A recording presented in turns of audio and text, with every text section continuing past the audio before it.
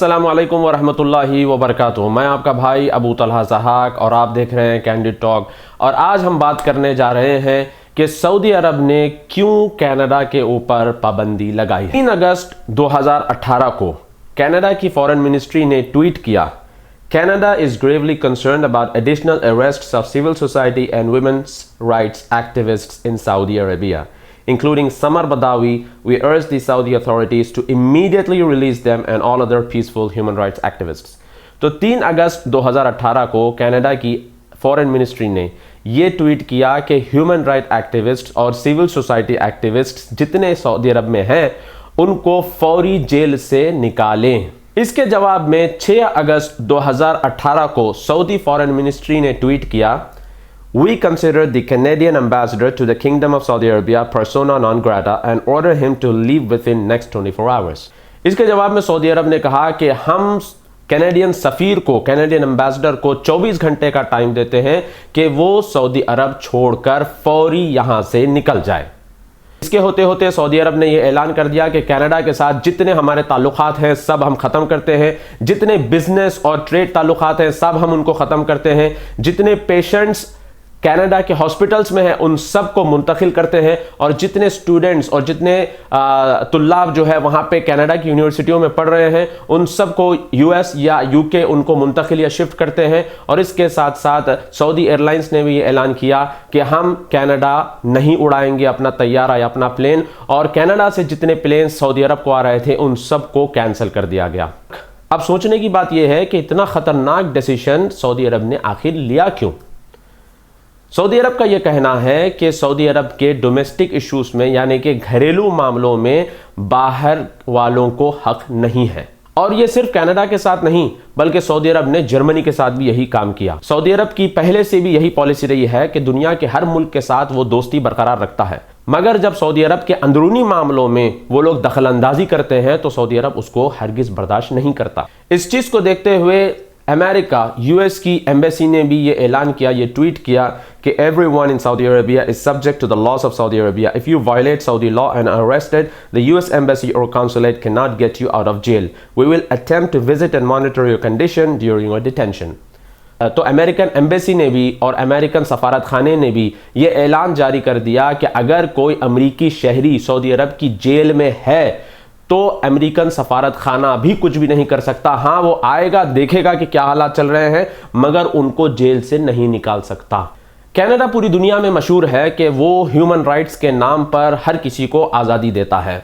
Canada में मशहूर है कि LGBT यानी कि लेस्बियंस, गेज, बाइसेक्सुअल्स और ट्रांसजेंडर्स जो कि हम जिन्स परस्त लोग होते हैं, जो लिवातत करते हैं, कौमे लूत की हरकत जो लोग करते हैं, उनको तक वहाँ पे आज़ादी दी गई। जस्टिन इसने उन लोगों के हक में बात की और कहा कि इनको भी ये काम करने का हक है। और अगर आप दीगर ट्वीट्स देखेंगे और दीगर फेसबुक पर और सोशल मीडिया पर कनाडा के ह्यूमन राइट्स वालों ने क्या क्या चीज़ें शाया की है तो आप देखकर दंग हो जाएंगे। मैं इसको बयान नहीं कर सकता, मगर आपको मैं स्क्रीन पर बताऊंगा कि इन लोगों ने अल्लाह ताला के ताल्लुक से तक कैसी बात इन्होंने की है। और इन्हीं के एजेंट सऊदी अरब के अंदर आकर सऊदी अवाम की जहन साजी कर रहे थे, जिनको सऊदी हुकूमत ने फौरी गिरफ्तार किया और जेल में डाल दिया। और इसके होते होते कनाडा ने मदाखलत की और कहा कि इनको फौरी छोड़ दिया जाए, और उन्होंने हुक्म जारी किया कि सऊदी अरब को इनको छोड़ देना चाहिए। पहले सऊदी अरब के अंदर कुछ भी हो, मगर यहाँ पर आज भी क्रिमिनल लॉस इस्लामिक शरिया के हिसाब से चलते हैं। यहाँ पर आज भी इस्लामी शरीयत के हिसाब से कानून जारी होता है। सऊदी अरब किसी भी हीले बहाने से अपने अंदरूनी मामलों में और अपने अंदरूनी रूल्स और रेगुलेशंस में बाहर वालों की मदाखलत बर्दाश्त नहीं कर सकता। अगर आप देखेंगे दूसरी जानिब 25 जुलाई 2018 को ट्रंप ने ट्वीट किया कि वो तुर्की को यह हुक्म देता है कि पास्टर एंड्रू को रिलीज करे, छोड़ दे।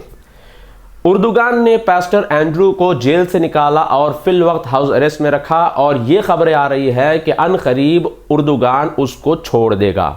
एक तरफ सऊदी अरब है जिसको कनाडा ने हुक्म दिया कि तुम्हारी जेल में ह्यूमन राइट्स वाले हैं उनको छोड़ो, तो सऊदी अरब ने उल्टा 24 घंटे का टाइम दिया कैनेडियन सफीर को कि छोड़कर निकल जाए। और दूसरी तरफ उर्दुगान है जिसको ट्रंप ने यह हुक्म दिया कि पास्टर एंड्रू को छोड़ दे, और फिर उसको छोड़ने की तैयारी चल रही है।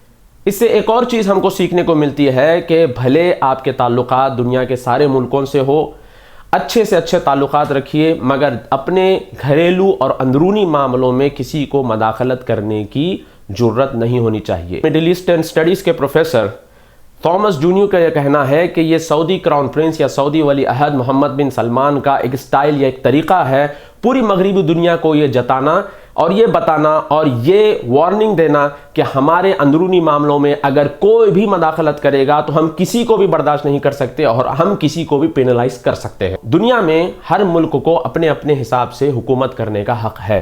किसी भी मुल्क को किसी भी मुल्क के अंदर मदाखलत करना या फिर उनको डिक्टेट करना या फिर उनको बताना कि क्या करना चाहिए क्या नहीं करना चाहिए, ऐसा करो ऐसा मत करो, ये हक किसी भी मुल्क को नहीं है कि वो दूसरे मुल्कों में जाकर ये करे। कनाडा और सऊदी के इश्यू में उन सब लोगों के लिए जवाब भी है जो लोग ये कहते हैं कि सऊदी अरब गोरी चमड़ी का गुलाम है और गोरी चमड़ी जो कहती है सऊदी अरब सुनता है। ये बात बिल्कुल गलत है, बल्कि सऊदी अरब अंदरूनी मामलों में अपना ही हुक्म चलाता है, जो शरीयत कहती है वही चलता है अंदर।